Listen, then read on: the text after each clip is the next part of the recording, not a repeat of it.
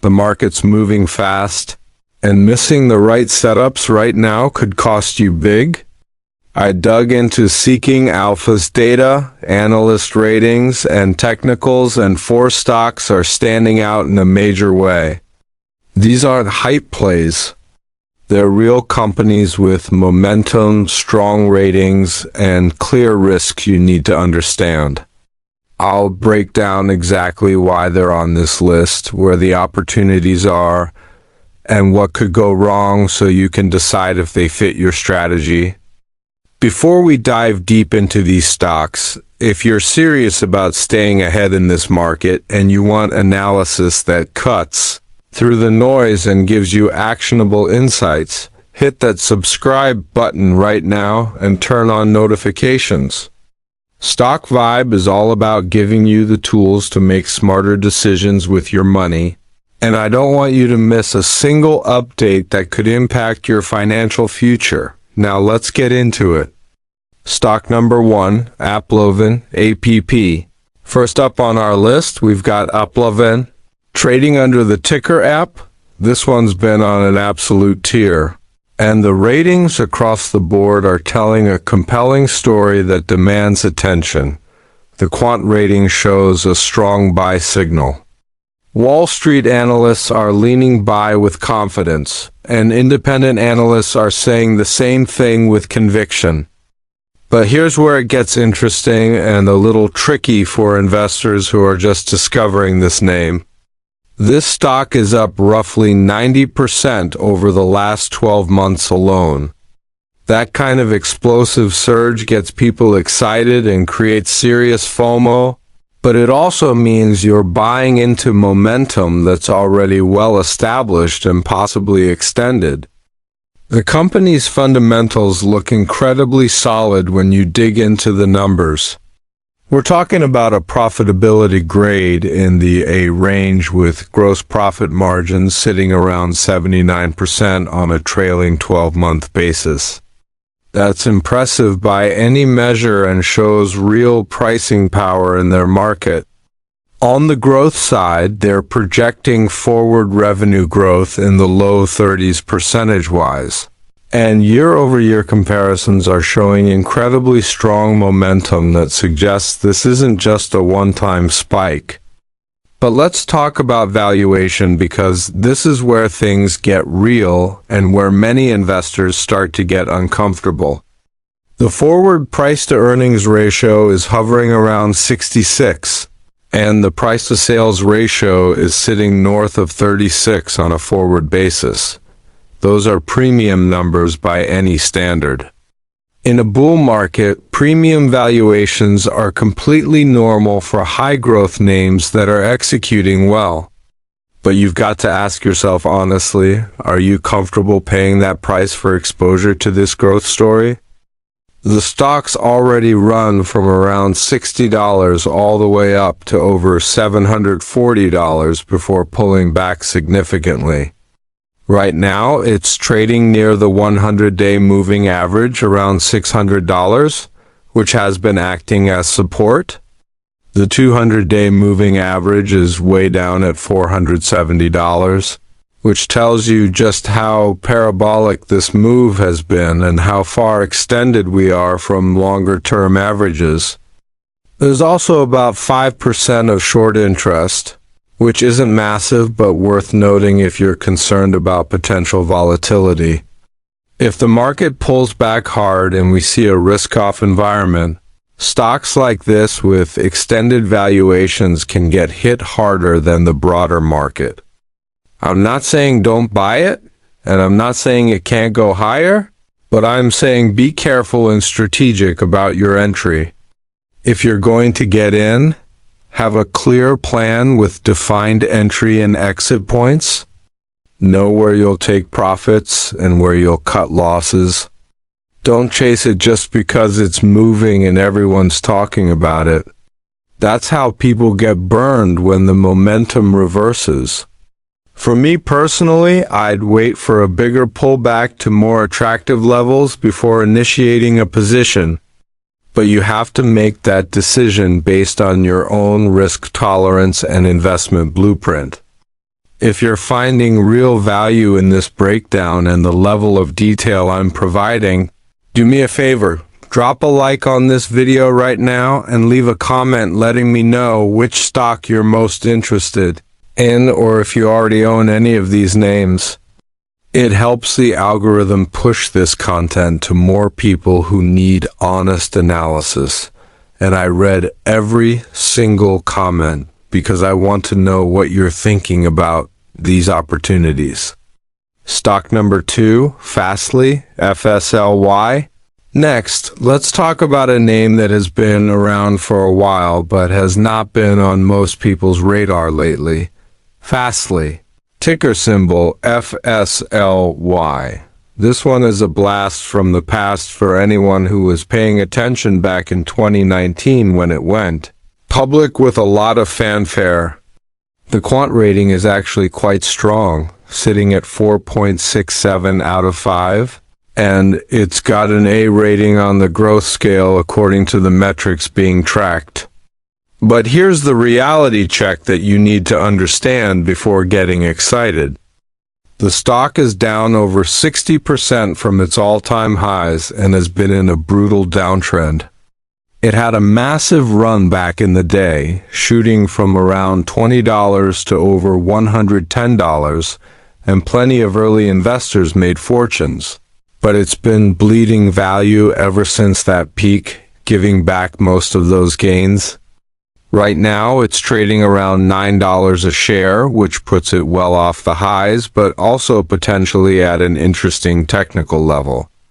The question every investor needs to ask is, does it have real room to recover, or is this a value trap?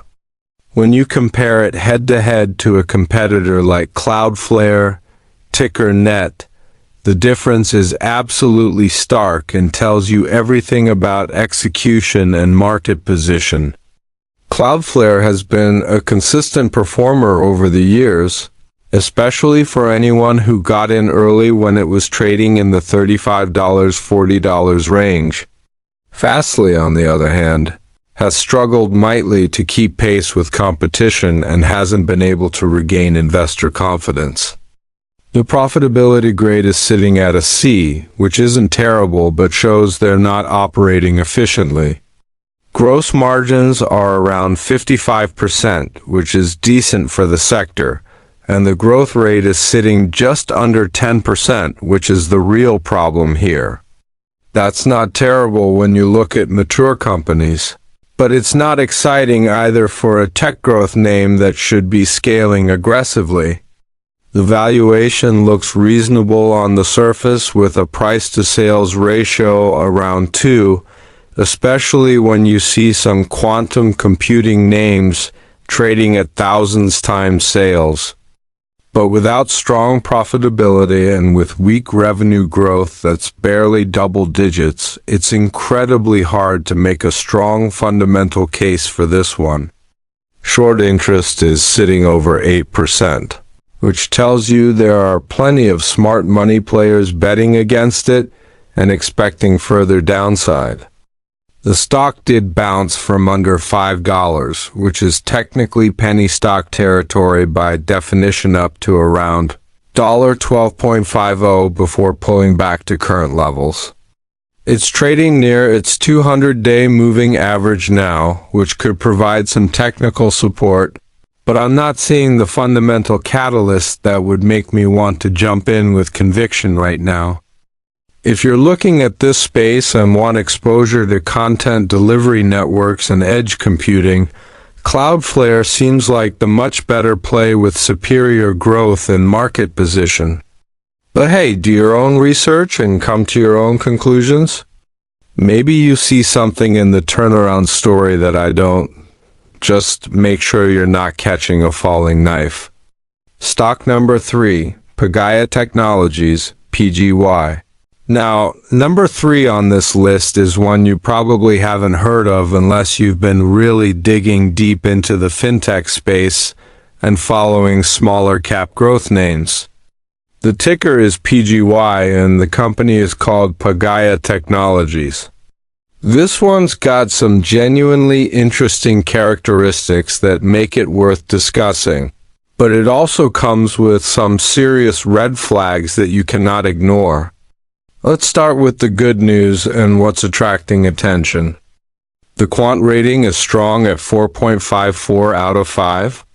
Wall Street analysts are rating it a strong buy at 4.66. And independent analysts are right there with them at 4.57, so there's clear consensus that something interesting is happening here.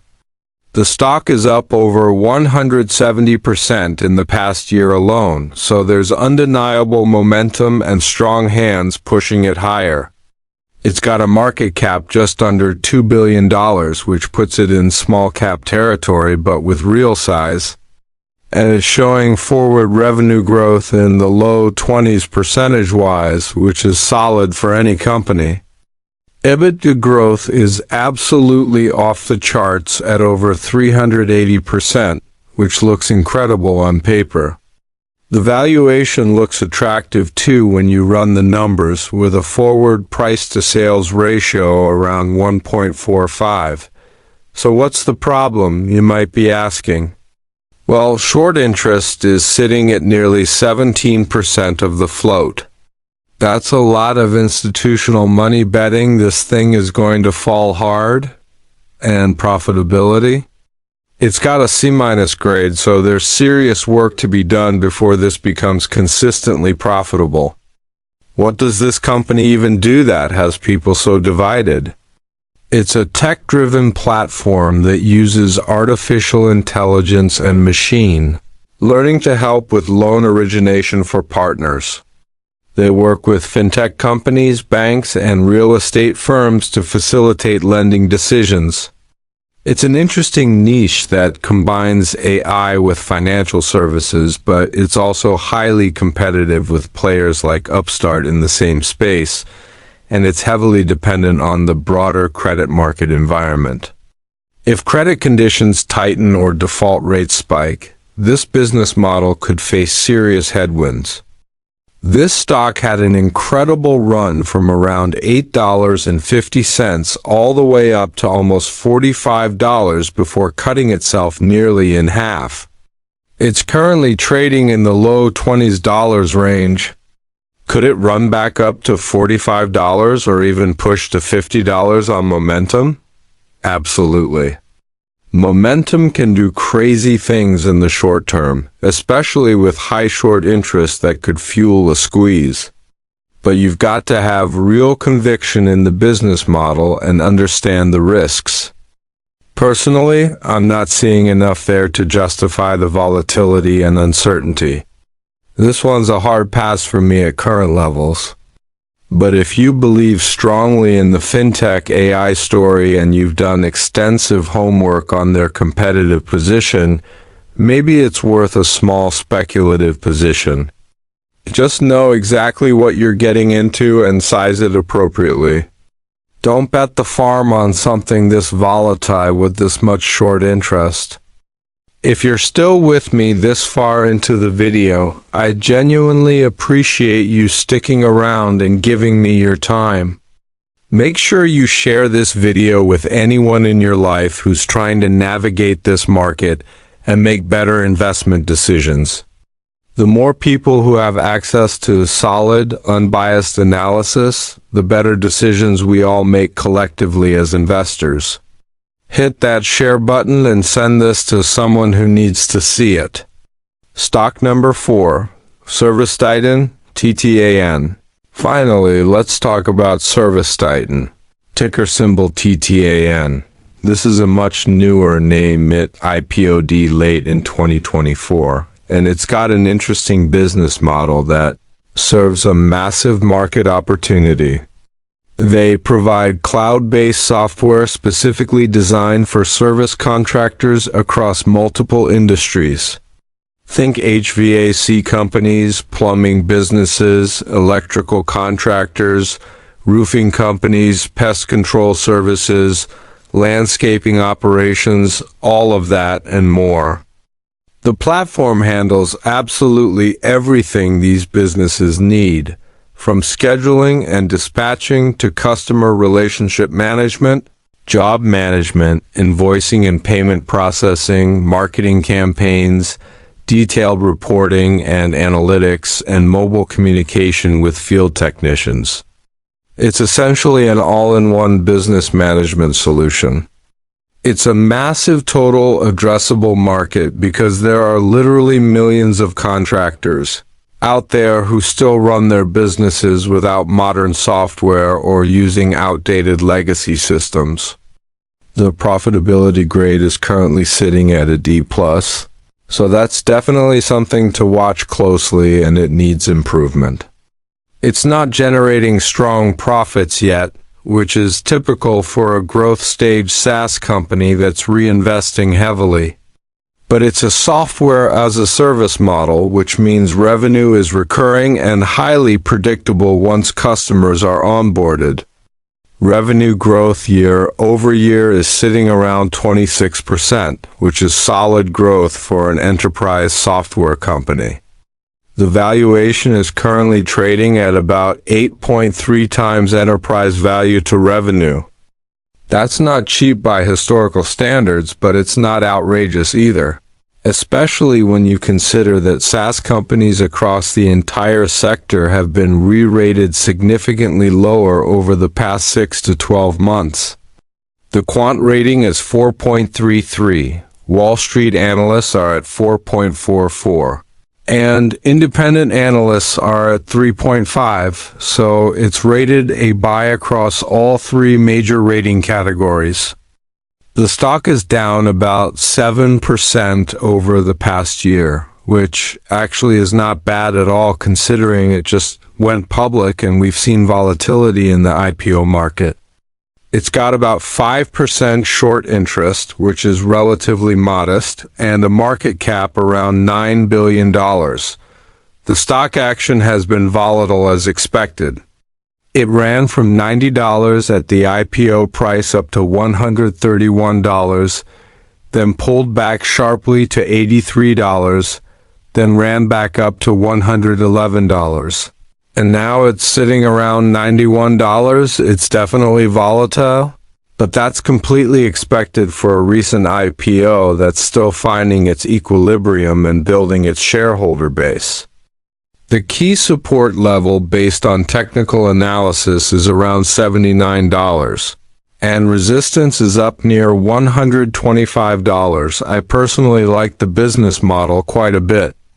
I like the market opportunity and the fact that this is a fragmented industry ripe for digital transformation, but profitability absolutely needs to improve over the next few quarters.